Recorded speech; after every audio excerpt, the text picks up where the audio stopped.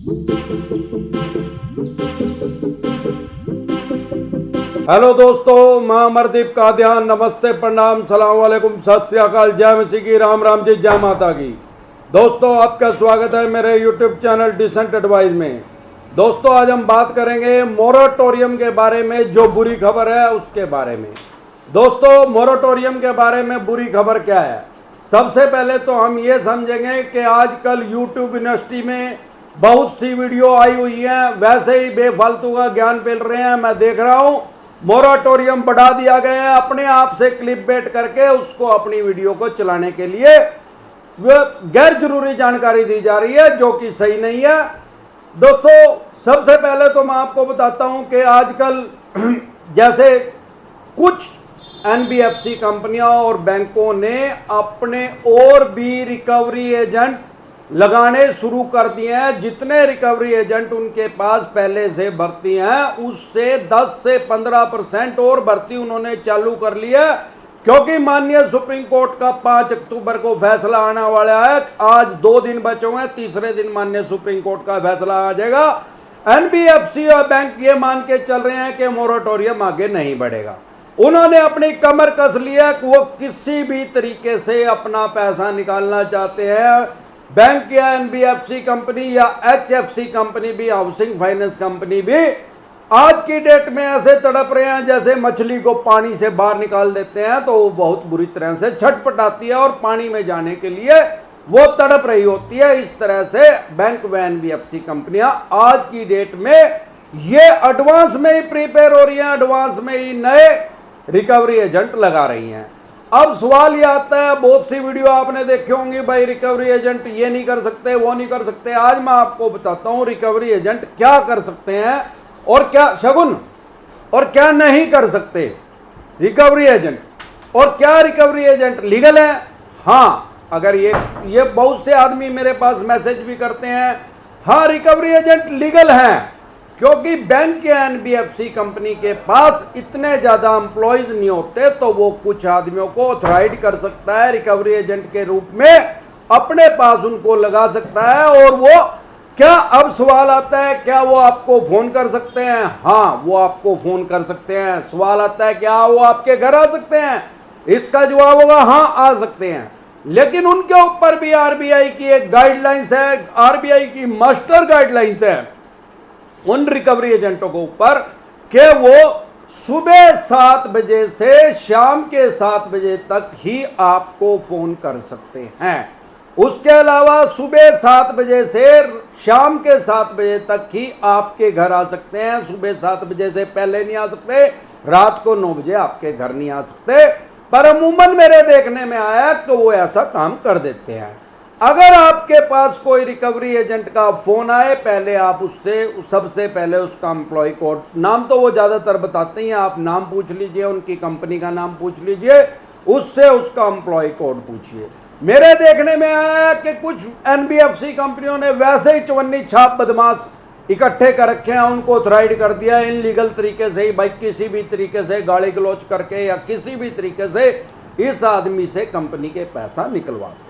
अगर कोई एजेंट आपके फोन कर रहा है या आपके घर भी आ गया है, तो सबसे पहले आप उसका आई कार्ड चेक कीजिए।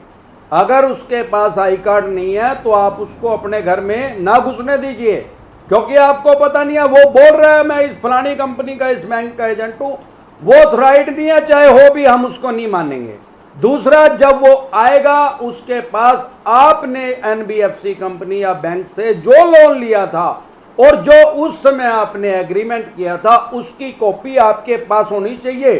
सिर्फ और सिर्फ उसकी आईडी से कोई मतलब नहीं है। आईडी तो हमने ये मान लिया कि ये बैंक या एनबीएफसी कंपनी का एम्प्लॉइज है, उससे तो यही शो हुआ ना। अब उससे ये कैसे हो गया कि वो हमारे पास आया है, किस पर्पज से आया? भाई उसके पास वो प्रूफ होना चाहिए। हम उससे पहले ये मांग सकते हैं, अगर नहीं है तो जा भाई वापसी लेके आ, सबसे पहले लेके आ हमारा एग्रीमेंट, जो हमने लोन लेते टाइम एग्रीमेंट कंपनी से या बैंक से किया था। उसके बाद जो आज की डेट में हमारा ड्यू है उसके डॉक्यूमेंट्स लेके आ, जो आज की डेट में फाइनल पेमेंट है, जो आप हमारे से मांगने के लिए आए हो उसको रिटर्न में लेके आ पहले। ऐसे उसको अंदर ना बढ़ने दीजिए। और आजकल तो ज्यादातर घरों में सीसी कैमरे लगे हुए हैं, नहीं भी लगे हुए हैं, अगर वो आपके साथ कोई बदतमीजी करता है उसको बहुत डिसेंट तरीके से अपना पक्ष रखना है, या बैंक का या एनबीएफसी कंपनी का पक्ष रखना है, क्योंकि आपने उस आदमी से तो लोन लिया ही नहीं जो रिकवरी एजेंट है, आपने उससे लोन थोड़ी लिया है, वो तो वहां पे खुद एम्प्लॉइज है या कमीशन एजेंट है। आप उसको, अगर वो आ गया है आपका घर, आप उसको बिठा लीजिए और उससे आराम से प्यार से बात कीजिए। अगर वो बदतमीजी पे आता है, गाली गलौज पे आता है, तो उसकी वीडियो रिकॉर्डिंग कर लीजिए। अब सवाल ये आता है कि वीडियो रिकॉर्डिंग, आजकल तो सबके पास एंड्रॉयड फोन है, सब में वीडियो रिकॉर्डिंग होती है, 5,000 रुपए के 2,000 रुपए के फोन में भी हो रही है, आप उसकी वीडियो रिकॉर्डिंग कीजिए। अब सवाल ये आता है क्या वो वीडियो रिकॉर्डिंग लीगल है? हाँ, वो वीडियो रिकॉर्डिंग लीगल है। वो आप किसी पुलिस वाले की भी कर सकते हैं, किसी भी तहसीलदार की भी कर सकते हैं, पटवारी की भी कर सकते हैं, किसी आम आदमी की भी कर सकते हैं। जो भी कोई आम आदमी या खास आदमी, कोई अधिकारी छोटा या बड़ा, कोई कानून तोड़ रहा है, अगर कानून का उल्लंघन कर रहा है, नियमों का उल्लंघन कर रहा है, तो आप उसकी वीडियो रिकॉर्डिंग कर सकते हैं अपने सबूत के लिए। वो आपको ना नहीं कर सकता, ना उसको आपको रोक सकता है। रोकता है तो आप वो रिकॉर्डिंग करके तुरंत उसको मेल कर दीजिए या व्हाट्सएप पे दूसरी जगह ट्रांसफर कर दीजिए, ताकि अगर वो आपका फोन खोस भी ले तो वो उसको डिलीट ना कर पाए। तो यहां तक तो ये नियम है। अब एक चीज और मेरे देखने में आती है, क्योंकि जब भी कोई भी बैंक का बंदा किस्तें नहीं देता, अगर 3 किस्तें नहीं देता तो उसको बैंक एनपीए में डाल देता है। कोई भी आदमी जिसकी 3 किस्तें बाउंस हो गई, 3 ईएमआई नहीं गई, तो वो उसको एनपीए में डाल देता है। NPA means non profit asset. भाई इस पैसे से बैंक को कोई फायदा नहीं हो रहा है, तो जैसे ही उसमें डालता है, पहली बात तो एक किस्त के बाद ही फोन आने शुरू हो जाते हैं। जब उनके रिकवरी एजेंटों के फोन आए, आप ऐसी गलती ना करिए कि आप उनका फोन ही ना उठाओ, या उनका फोन ब्लॉक लिस्ट में डाल दो, या बिल्कुल ही उनसे ना मिलो किसी भी तरीके से, तो वो आपके घर आएंगे ही आएंगे। आपको क्या करना चाहिए? उनका फोन पिक करना चाहिए। अगर आप कहीं बिजी हैं तो आप उनके पास मैसेज छोड़ सकते हैं, या उनसे 1 मिनट बात करके बता सकते हैं कि भाई साहब इस टाइम मैं यहाँ मीटिंग में बिजी हूँ, आप 2 घंटे के 4 घंटे के बाद मुझे फोन कर लेना, मुझे अपना पक्ष बता देना, मैं आपको अपना पक्ष बता दूंगा। अब जब हम उनका फोन नहीं उठाते, उनका ब्लैक लिस्ट में उनका नंबर डाल देते हैं, तो वो उनके पास राइट्स हैं घर आने के, लेकिन सुबह 7 बजे से शाम के 7 बजे तक। अब सवाल ये होता है, वो ज्यादातर ऐसे टाइम पे आते हैं जब आप घर नहीं होते। उनको पता होता है, क्योंकि उनके पास सारा रिकॉर्ड होता है कि आप बिजनेस, व्यापार, काम धंधा या जॉब क्या करते हैं, क्योंकि जब आपने लोन लिया आपने सारा कंपनी को वो बताया, अपने एग्रीमेंट में सारी शर्तें उनकी मानी है, तो वो पीछे से आते हैं। ज्यादातर 70 से 80% हमारे देश में जो गृहिणी है, हाउस वाइफ है, वो घर पे ही उनको मिलती है। और आजकल तो बच्चे भी सबके ही घर पे हैं, क्योंकि कोविड-19 की वजह से सारे देश में कोई स्कूल ओपन नहीं है। तो वो आके बदतमीजी उनके साथ करते हैं, उनको डराते धमकाते हैं, तो आप उनकी रिकॉर्डिंग भी कर सकते हैं और उनका खिलाफ एक्शन भी ले सकते हैं। आपके पास अगर वो फोन कर रहे हैं तो आपकी मर्जी है कि आप उनसे घर मिलें। अगर वो ये भी कह सकता है कि आप मुझे आपसे मिलना है, ये उसके राइट्स हैं, तो आप उसको ये भी बोल सकते हैं। अगर आपको अपने राइट्स का, अपने अधिकारों का पता है, तो वो चवन्नी छाप एजेंट आपका कुछ नहीं कर सकते। आप उसको ये बोल सकते हैं, भैया मैं घर नहीं मिलूंगा, मैं तो ऑफिस मिलूंगा, इस टाइम ही आ जाना। आपकी मर्जी है। आप नहीं ऑफिस में मिलना चाहते तो आप उसको, जैसे करनाल रहते हैं 12 सेक्टर में, 8 सेक्टर में, जूनरा गेट, फलाने गेट, जहां भी आपका मन करे आप वहां उसको बुला सकते हैं, उसको वहां आना पड़ेगा। वो ये नहीं कह सकता कि या एनबीएफसी या बैंक में आप आओ, वो उसका काम है रिकवरी एजेंट का मिलने का। बैंक ने उसको पावर दिया है, उसको बैंक उस चीज का पैसा पे कर रहा है। तो दूसरी बात ये आती है, ज्यादातर लोग ये सोचते हैं कि भाई मैंने बैंक का डिफॉल्ट कर दिया, मैंने बैंक का पैसा नहीं दिया। तो बैंक का डिफॉल्ट अगर आपने कर दिया, वो चवन्नी छाप एजेंट क्या करते हैं, कई बार फर्जी के पुलिस बन के भी धमकाते हैं। मैं 30,000 ही कोर्ट से बोल रहा हूं, मैं 30,000 थाने से बोल रहा हूं, मैं फलाने से बोल रहा हूं, चांदनी बाग थाने से बोल रहा हूं। ऐसे ऐसे करके बेफालतू के फोन भी करते हैं।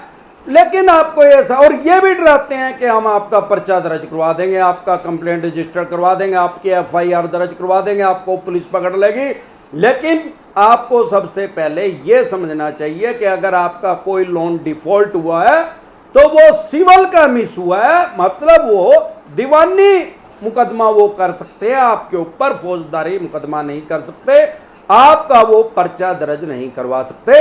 हाँ, 2 कंडीशन में वो आपका पर्चा दर्ज करवा सकते हैं। सबसे पहली तो अगर आपने कोई फेक डॉक्यूमेंट्स उनको दे दिया, जब लोन करवाया था उस टाइम कोई फेक डॉक्यूमेंट्स उनको दे दिया है, तो वो आपका पर्चा दर्ज करवा सकते हैं। आपकी उसमें जमानत करवानी पड़ेगी, नई जमानत हुई तो उसमें आपकी जेल भी हो सकती है। लेकिन अगर आपने कोई लोन लेते टाइम कोई फेक डॉक्यूमेंट्स नहीं दिया और आपका लोन डिफॉल्ट हो गया, आपका पर्चा नहीं दर्ज होएगा।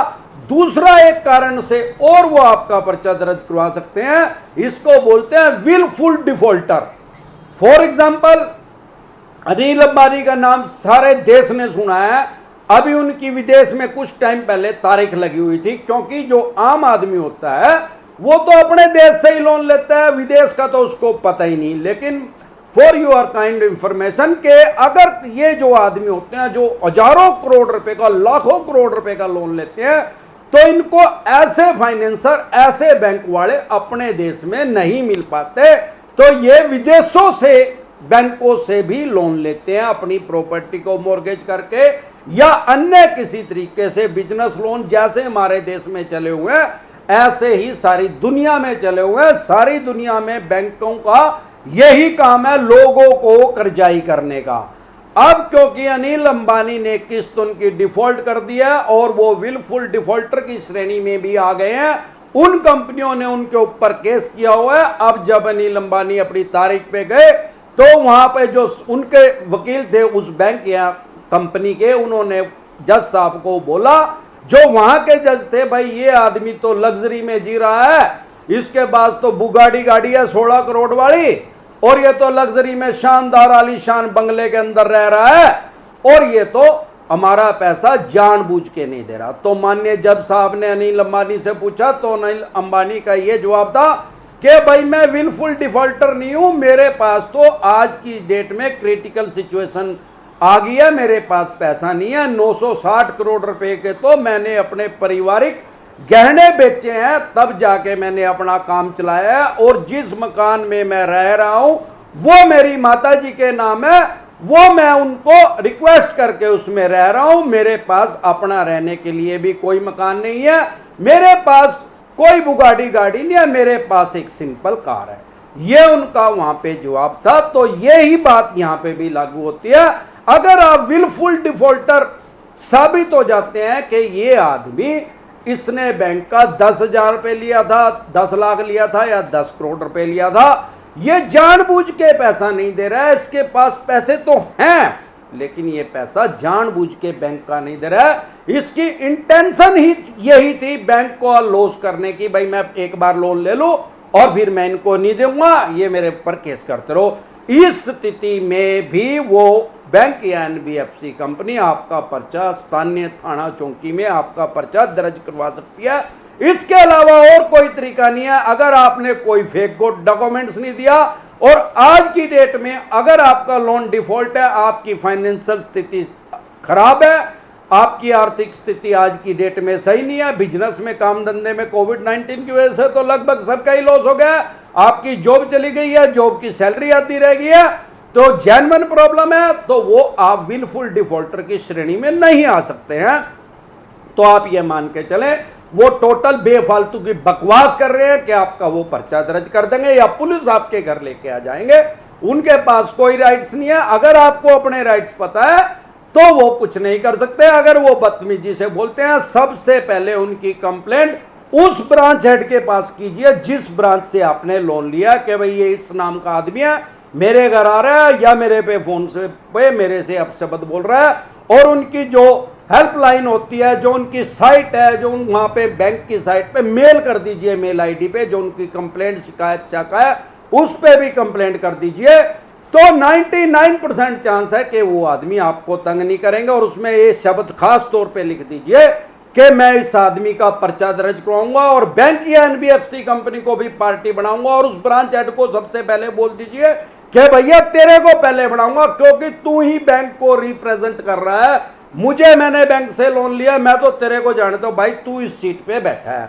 मतलब कहने का ये, अगर आपने कोई लोन लिया है तो आपके अधिकार खत्म नहीं हो जाते। ज्यादातर लोग ये सोचते हैं कि मैंने लोन ले लिया, अब मैंने डिफॉल्ट कर दिया, अब मेरे पास तो पैसे नहीं है, अब मैं तो बैंक की कोई कंप्लेंट नहीं करवा सकता, बैंक गाली गलौज करे या कुछ भी करे, व्हाटएवर। ऐसा नहीं है, बैंक लीगल प्रोसेस से आपसे पैसे ले सकता है।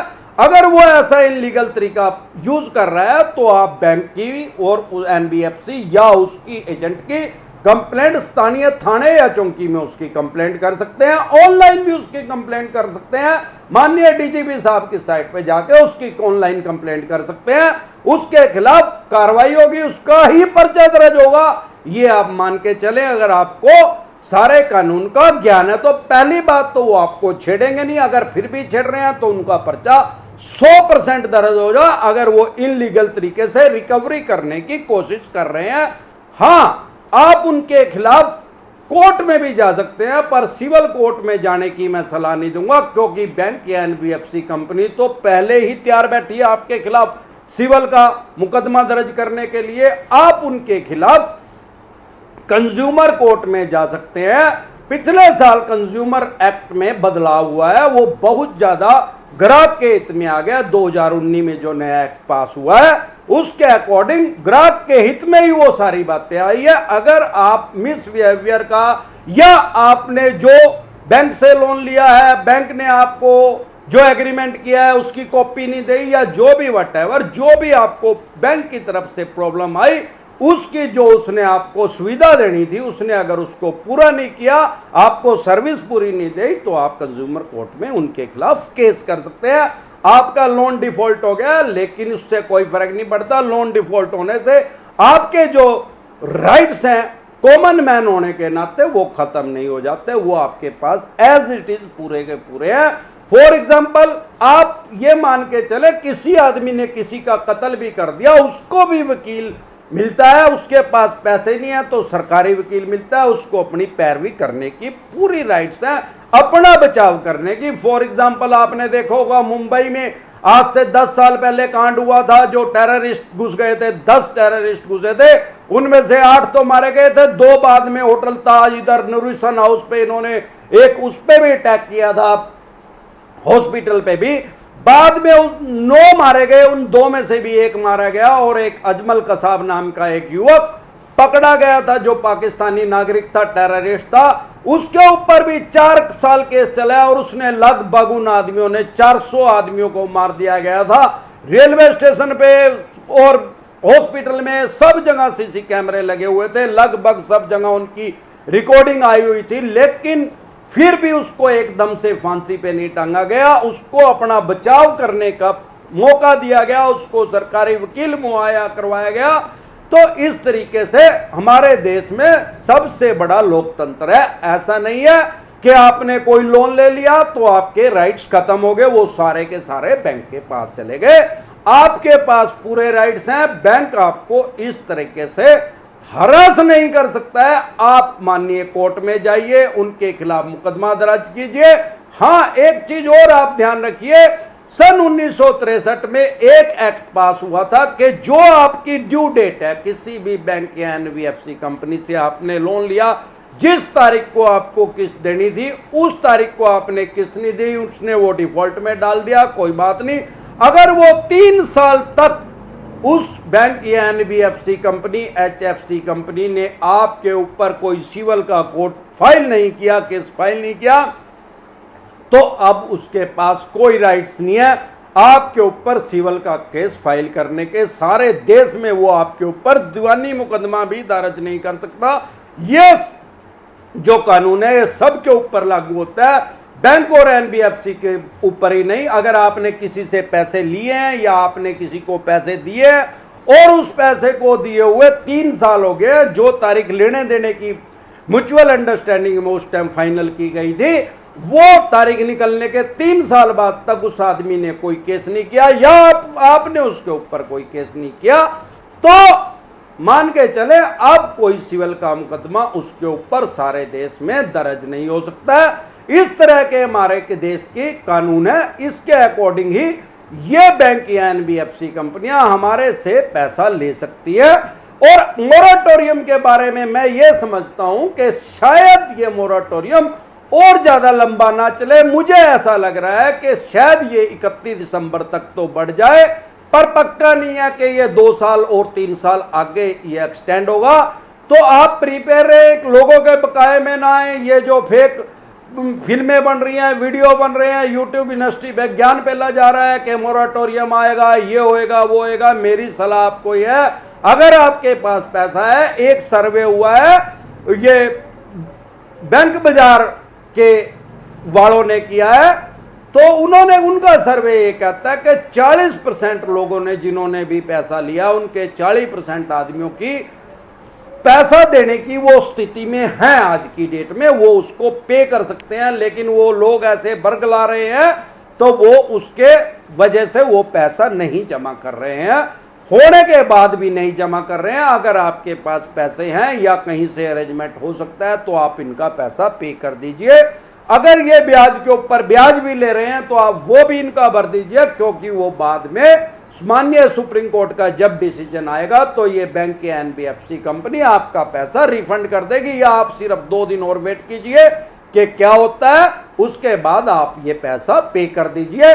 और बहुत सी एनबीएफसी बैंक ये फोन करके ये भी कहते हैं कि हम आपका सिबिल खराब कर देंगे। तो उसको एक मैं आपको बताता हूं, एक कहानी है कि भाई एक आदमी गया, एक बाबा जी के पास जा रहा था, थोड़ा मानसिक परेशानी में, उसको एक बाबा बैठा दिख गया। उसने कहा बाबा जी, वो हस्त रेखा देखता था, भाग्य बताता था। उसने अब उसको अपना हाथ दिखाया बाबा को कि बाबा जी मेरी मानसिक स्थिति ठीक नहीं है, मेरा आर्थिक स्थिति भी ठीक नहीं है, जरा मेरा हाथ देखो। उसने ऐसे हाथ देख के बाबा जी ने बताया, बच्चा ये तो भाई तेरे ऊपर तो शनि चढ़ रहा है भाई। अब शनि, उन्होंने कहा जी फिर शनि, अब बताओ कैसे क्या करना पड़ेगा, उतारो इसको शनि को। नुका भाई उपाय करना पड़ेगा भाई। उन्होंने कहा भाई क्या उपाय करना पड़ेगा, कैसे होएगा? नुका भाई 501 रुपया तो दक्षिणा देनी पड़ेगी, 1 मिठाई का डब्बा लेना पड़ेगा और 7 तरियों के फ्रूट लेके आने पड़ेंगे। अब वो आदमी डिप्रेशन में चला गया, कहने लगा बाबा जी इतने पैसे तो मेरे पास नहीं है। उसने कहा चल ऐसा है, कोई बात नहीं, तू सुबह के टाइम आया, मैं तेरा उद्धार कर दूंगा, तू न्यू करिए भाई, फ्रूट ना लेकर आइए, 501 रुपया दे दिया और मिठाई का डब्बा दे दिए। नुका जी ना इतना ब्योत नहीं है, चल मिठाई का डब्बा भी ना दिए तो 501 रुपये दे, चल मैं अभी शनि तेरा उतार देता हूँ, अभी उपाय कर देता हूँ। उन्हें कहा है नहीं जी। नुका चल 101 रुपये दे दे, करे है नहीं जी। नुका 51 रुपये दे दे चल यार। नुका जी है नहीं।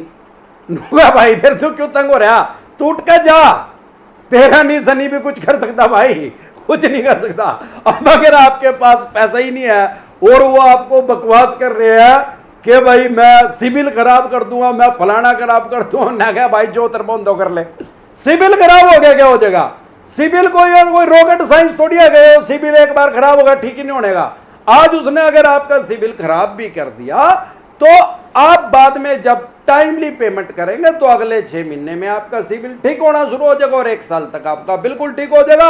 और एक और जानकारी मैं देना चाहता हूं कि कोविड-19 के बाद आज तक जो भी आपकी किस्त, चाहे आज तक सारी रुकी हुई है, क्योंकि 7 महीने उस बात को हो गए हैं टोटल, अगर आपकी सारी किस्तें भी उस टाइम की रुकी हुई है तो इस ड्यूरेशन में जो आपकी किस्तें रुकी हैं तो कोई भी बैंक या एनबीएफसी कंपनी आपको लोन को डिफॉल्ट की श्रेणी में नहीं डाल सकती, आपके ऊपर आज की डेट में रिकवरी का केस नहीं कर सकती, ना ही आपका केस एनपीए में डाला जाएगा। माननीय सुप्रीम कोर्ट के आदेश आने के बाद देखते हैं क्या होता है। तो आज के लिए बस इतना ही, कल फिर मिलते हैं एक नए टॉपिक के साथ। तब तक के लिए आप मेरे चैनल पे अपना प्यार और आशीर्वाद बनाए रखें। वीडियो अच्छी लगी हो तो प्लीज लाइक करें, शेयर करें, सब्सक्राइब करें और बेल आइकन का बटन दबाना ना भूलें। नमस्कार।